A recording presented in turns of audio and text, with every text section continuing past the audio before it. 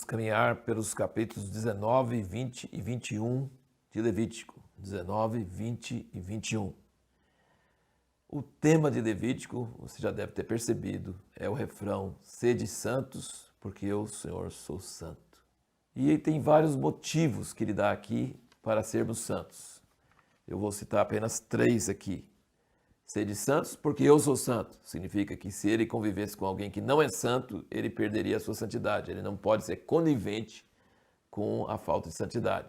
Se eu vou habitar com vocês precisam ser santos. O segundo motivo, que é citado várias vezes, para que a terra onde vocês vão não vos vomite. Ele fala que a terra pode vomitar a pessoa de tanta abominação e tanta coisa que cai sobre a terra. Deus já havia falado com Abraão lá em Gênesis que os filhos de Israel iam ficar no Egito por 400 anos, porque o pecado dos cananeus ainda não estava suficiente para a terra vomitá-los. E depois ele diz para Israel: não pense que você, por ser povo escolhido, você tem uma liberação especial. Não. Se vocês praticarem as mesmas abominações que o povo pratica, que os cananeus praticaram, a terra vai vomitar vocês também. Não adianta falar, somos povo de Deus, escolhido de Deus. Não, você vai ser vomitado também. E o terceiro motivo, ele diz para que vocês não profanem o meu nome. Deus não pode ser conhecido por imagem, não sabemos como ele parece. Ele é revelado pelo seu nome. O seu nome revela a sua natureza. E quando nós praticamos abominação, povo de Deus, praticando abominação, nós estamos profanando o nome de Deus. Profanar o nome de Deus é o contrário de santificar o nome de Deus. Nós precisamos conhecer Deus, ter intimidade com Ele. Como é que você vai conhecer Deus se o único meio de conhecer Ele é o nome dEle e o nome dEle é profanado? O nome dEle é distorcido, é manifestado como algo totalmente diferente. Aí não vai ter jeito de conhecer Deus. Então, sede santos porque eu sou santo, para a terra não vos vomitar e para não profanar o nome do Senhor. Lendo esses capítulos aqui, eu fiquei impressionado pensando como o planeta Terra hoje está contaminado. Gente, se essas coisas todas que falam em Levítico são coisas que contaminam a Terra e fazem a Terra vomitar, eu acho que a Terra está praticamente vomitando a humanidade hoje, de tanta coisa ruim que está acontecendo. Pensa sobre o tipo de abominações. A lei de Deus exigia morte, pena de morte para quais coisas? Quem praticasse feitiçaria, adultério, sacrifício de crianças, seria aborto, amaldiçoasse pai e mãe, homossexualismo, bestialidade, só para citar algumas das coisas que estão aqui bem claramente, ele fala claramente.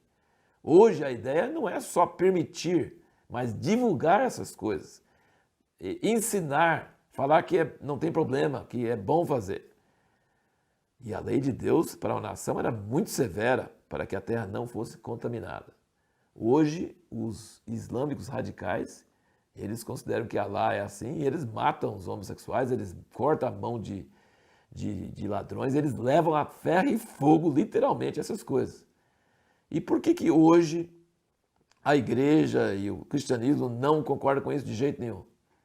Porque hoje nós não somos chamados para assumir o governo civil de uma nação. Nós somos povos de outro reino, então nós temos que mostrar o amor de Deus, a graça de Deus e convocar as pessoas a um chamado para a santidade. Mas Deus não ficou tolerante do pecado, não.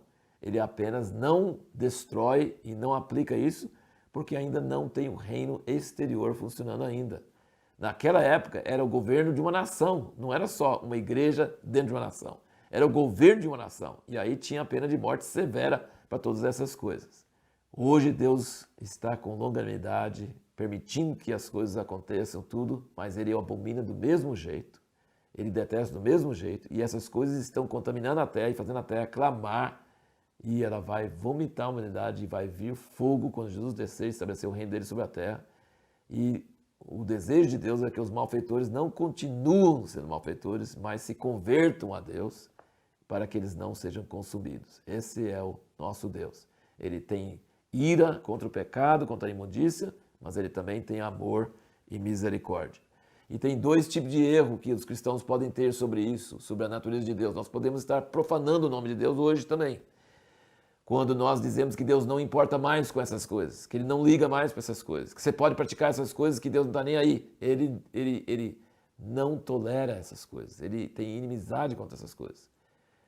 Mas Ele não exerce esse juízo hoje. Ele não está no controle de um governo para colocar na cadeia, para mandar polícia, para ter exército. Ele não advoga nenhuma forma de violência hoje, de jeito nenhum, porque o reino dele não está no controle de nenhuma nação.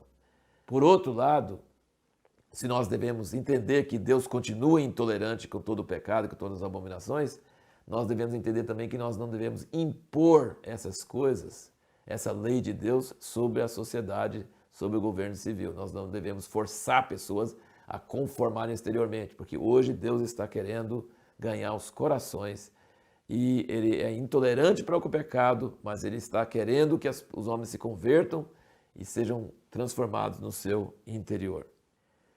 Uma coisa muito interessante é você ver no capítulo 19 de Levítico, que tem uma série de instruções, de ordenanças, você vê perdido lá no meio uma pérola de grande valor. Não que as outras coisas não tivessem valor, mas isso aqui, ele fala, amarás o teu próximo como a ti mesmo. Não tem nenhum lugar em que ele fala assim, vou anunciar agora o segundo maior mandamento.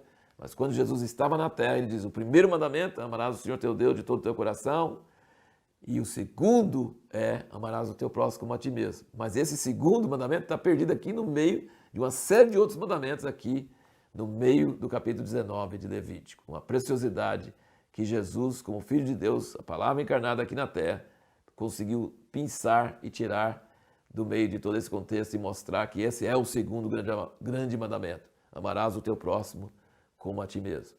Só que no mesmo contexto você vai ver que amar o teu próximo como a ti mesmo significa que você tem que repreender ele quando ele está em pecado, porque fala aqui exatamente, não fique calado quando seu próximo peca, fala com ele, repreenda ele, não fale por detrás dele, fala com ele mesmo, porque você importa com ele e você não quer que ele esteja no meio do pecado.